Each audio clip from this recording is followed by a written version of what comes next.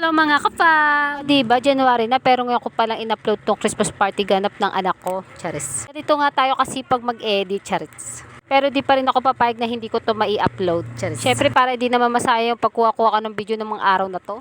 Syempre para may memories pa rin akong binabalikan. Sayang naman kasi kung buburahin ko.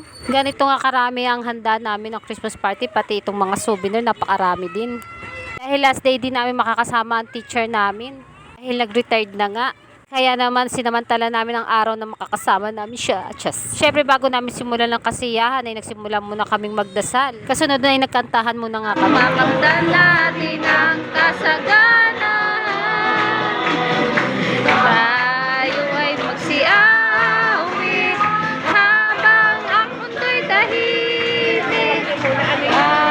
Diba? Napakinggan nyo, napakaganda kong boses. Charis. Siyempre, hindi na nga namin pinatagal at sinimulan na nga namin magpalaro sa mga bata.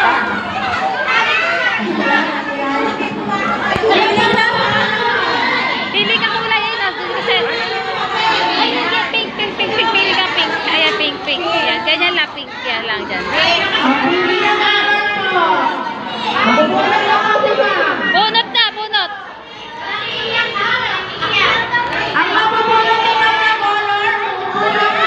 Ay, tangga. Halika na, babay. Ay, babay. Diba, ang galit pumili ng mama niya, tanggal agad siya. Just, siyempre, di rin ako papayag na hindi kami makalaro ng anak ko. Just.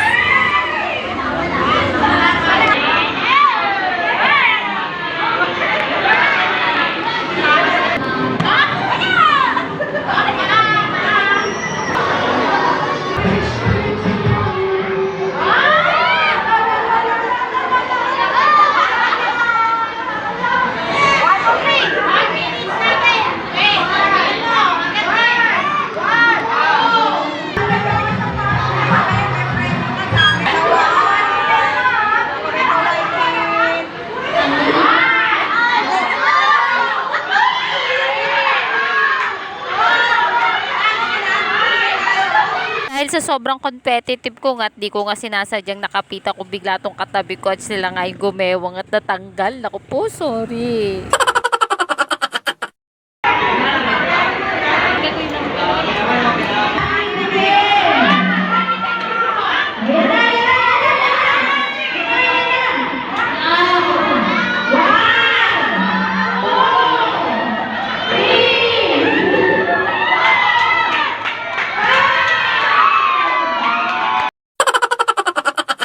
Nahulog! Limutan ko pangat may anak pala ako sa likod ko, Charis.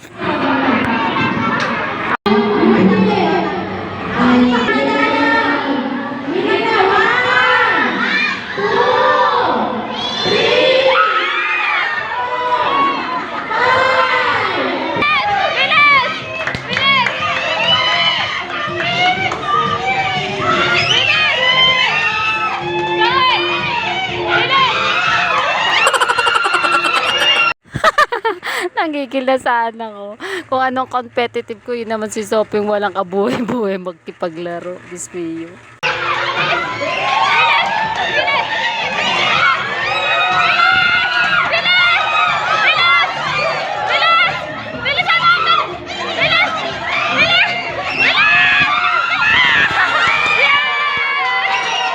Actually, may kalaban sila dyan. Di ko lang nabigyan ng kabilang grupo. Focus ako sa team ng anak ko, Charis. Pagkatapos nga ng palaro ay kumain na nga muna kami lahat. Actually, nasulit nga namin tong araw ng Christmas party ni Sophie dahil napakarami nga naming nakain at marami din kaming na-sharon, Charis. Sana laging ganito kasaya ang Christmas party ng mga anak ko. Siyempre, kung hindi rin dahil sa tulungan namin mga magulang. Siyempre, dun sa mga magulang na talagang gumastos para may maibigay ang 100% na kasiyahan ng mga bata. Lalong-lalo na siyempre sa teacher namin na nag-effort talaga magpaganda itong aming venue. Meron din siya pa-prices sa aming mga magulang, pa-souvenir sa mga bata at siyempre pagkain para sa aming pinagsalo-saluhan. Thank you po, ma'am. Happy retirement po.